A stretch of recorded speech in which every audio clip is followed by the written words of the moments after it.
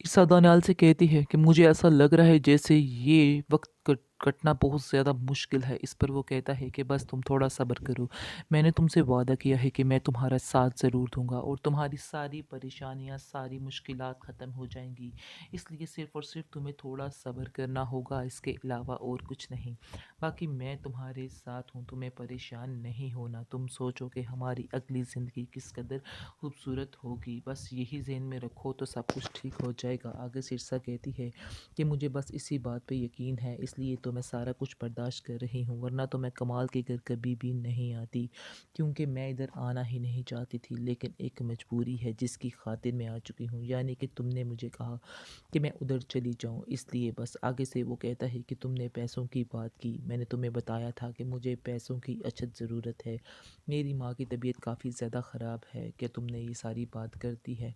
आगे से आप देखेंगे कि वो कहती है कि मेरा दिल नहीं मान रहा कि मैं उससे कोई भी बात करूं, क्योंकि वो मुझे नहीं लगता कि इतनी बड़ी रकम दे पाएगा। आगे से वो कहता है कि नहीं, वो ज़रूर तुम्हें इतनी बड़ी रकम देगा, क्योंकि तुम्हारा भी उन पैसों पे पूरा ही हक है, और अपना हक समझ के ये सब कुछ लेना, और कभी भी ये ना कहना क्या मैं ले सकती हूँ, बल्कि तुम उससे ले सकती हो और वो सब कुछ तुम्हारा हक है। इसलिए तुम्हें परेशान नहीं होना और दिल खोल कर मांगो, यानी कि साफ साफ कहो उससे कि मुझे पैसे चाहिए।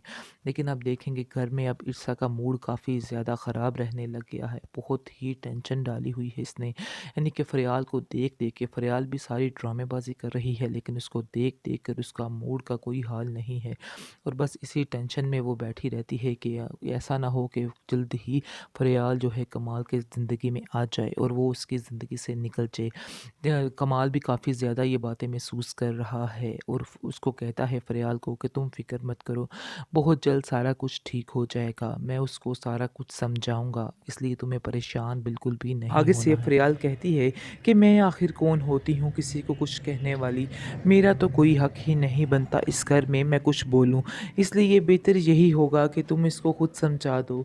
मैंने तुम्हें पहले ही कहा था कि मैं यहाँ पर नहीं रह सकती हूँ, लेकिन तुमने मेरी एक नहीं सुनी, और तुम अपनी ही मर्ज़ी करके दोनों मुझे यहाँ पर ले आए।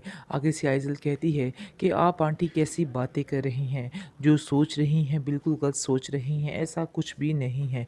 आपको इधर ही रहना है और कुछ भी नहीं होना, यानी कि आप मज़ीद आपकी तबीयत ख़राब हो सकती है अगर आप इधर नहीं रहती हैं तो। इस पर वो एग्री हो जाती है और कहती है कि हाँ, मुझे भी ऐसा लगता है कि मैं जब अकेली रहती थी तो मैं काफ़ी ज़्यादा डिप्रेशन में चली गई थी। मुझे इस चीज़ का एहसास हो चुका है। आप लोगों की बहुत मेहरबानी कि आप लोगों ने मुझे इधर रख लिया है। मैं आप लोगों का एहसान कैसे उतारूँगी? लेकिन इर्सा को समझाना ऐसे लग रहा है जैसे बहुत मुश्किल है। वो मुझे एक्सेप्ट नहीं कर रही है इस घर में। आगे से आप देखेंगे कि इर्सा कमाल को कहती है कि मुझे ऐसा लगता है कि आजकल कुछ ज़्यादा ही आपका ध्यान उसकी तरफ हो चुका है। आपको मेरी तो कोई परवाह है ही नहीं। आखिर क्यों ऐसा हो रहा है? आगे से वो कहता है कि ये तुम्हारी सिर्फ़ और सिर्फ़ गलतफ़हमी है, इसके अलावा और कुछ भी नहीं है। क्योंकि तुम मेरे पे यकीन नहीं करती हो, इसलिए ये सब कुछ हो रहा है, और मज़ीद भी इस तरह हो सकता है क्योंकि तुम्हारे दिल में कोई एतबार वाली चीज़ ही नहीं है मेरे बारे में। वो तरह-तरह की बातें वो भी सुनाती है और वो भी इसको समझाने की कोशिश में लगा रहता है कि तुम आखिर क्यों परेशान हो रही हो? क्यों इस तरह की बातें कर रही हो? तुमने ऐसा क्या देख लिया जो तुम ऐसे कर रही हो?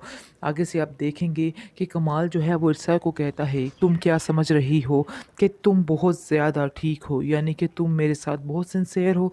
आखिर तुमने ये सब कैसे सोच लिया? अगर मैं तुमसे इस चीज़ का गिला करूं तो फिर कैसा लगेगा तुम्हें? क्योंकि आज तक तुमने भी तो मुझे अपना शौहर समझा ही नहीं है, और बिल्कुल मुझसे कट ऑफ ही रही हो। हर बात पर तंज, हर बात पर गुस्सा, तुमने अपनी ये आदत बना ली है, इसके अलावा और कुछ भी नहीं। मैंने काफ़ी दफ़ा कोशिश की है तुम्हारे साथ ठीक होने की, तुम्हारे साथ आगे हाथ बढ़ाने की, लेकिन तुमने मेरी एक नहीं सुनी है।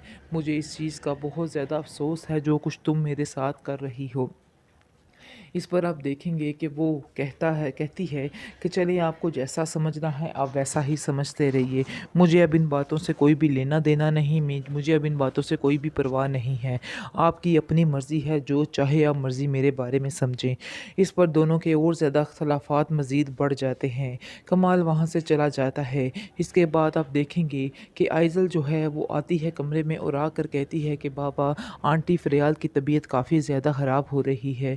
मुझे लगता है कि आपको इन्हें फ़ौरन डॉक्टर पास लेके जाना चाहिए। इस पर आप देखेंगे कि फटाफट से आता है कमाल और जाकर क्या पूछता है फ़रियाल को क्या हुआ। फ़रियाल बताती है कि मेरी तबीयत काफ़ी ज़्यादा ख़राब है, मुझे डॉक्टर की ज़रूरत है, मुझे डॉक्टर पास ले जाओ। जैसे ही वो उसको डॉक्टर के पास लेके जाने के लिए लगता है तो आगे से आप देखेंगे कि किरसा बड़े ही गौर से देख रही होती है और इस चीज़ को महसूस कर रही होती है कि जो कुछ ये कर रहा है वो बिल्कुल गलत कर रहा है, लेकिन इसके अलावा कोई चारा भी तो नहीं है कमाल के पास। उसको ज़ाहिर बात है कि उसने उसकी मदद तो करनी है। वो जानता है कि वो बिल्कुल बेसहारा है और उसकी मदद कौन करेगा, इसलिए ही सिर्फ उसने उसका साथ देने का फ़ैसला किया है। अलबत्ता ऐसी वैसी कोई बात नहीं, जो समझ रही है इरसा बिल्कुल गलत है, लेकिन इरसा जो कर रही है वो गलत कर रही है, क्योंकि उसको ये बातें ज़ेब ही नहीं देती है, चाहे जो मर्ज़ी हो जाए, लेकिन इस तरह की हरकतें करना उस पर मुनासिब नहीं है। लेकिन उसको इस बातों का एहसास नहीं हो रहा और वो अपनी ही ज़िंदगी में बस मगन है। इसके बाद आप देखेंगे कि आइज़ल जो है वो जाकर कहती है उस इरसा को कि मुझे ऐसा लग रहा है जैसे मेरे बाबा जो हैं उस फ़रियाल आंटी की तरफ ज़्यादा ध्यान दे रहे हैं और हर आए दिन उनके साथ ही वो वक्त गुजारते हैं। आप दोनों के दरमियान काफ़ी ज़्यादा मुझे लगता है मिसअंडरस्टैंडिंग है, जिसकी वजह से आप लोगों की कोई भी बात नहीं हो पा रही है। मैं इस चीज़ को महसूस कर रही हूँ। क्या मैं आपकी कोई मदद कर सकती हूँ? इस पर आप देखेंगे कि वो कहती है, ईसा कहती है कि नहीं, मुझे किसी की मदद की कोई ज़रूरत नहीं है और ना ही मैं ये चाहती हूँ कि कोई मेरी मदद करे। इसलिए बेहतर यही होगा कि मुझसे ये मशवरे, यानी मुझे जो दे रही हो ये तुम अपने पास ही रखो तो ही बेहतर है, वरना मामला ज़्यादा मज़ीद ख़राब हो सकता है।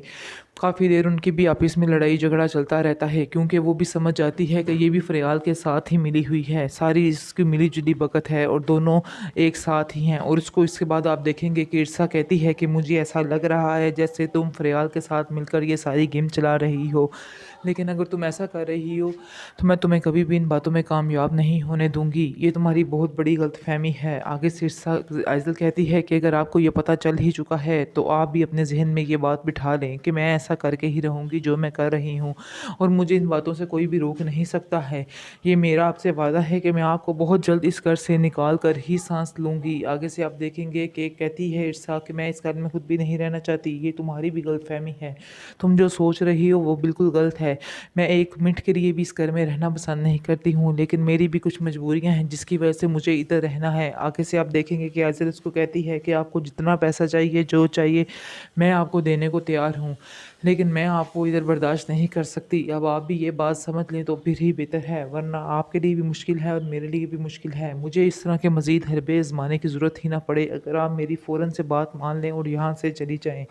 आगे सिरसा कहती है कि मैं बहुत जल्द इधर से चली जाऊँगी, तुम्हें कुछ भी कहने की ज़रूरत नहीं है।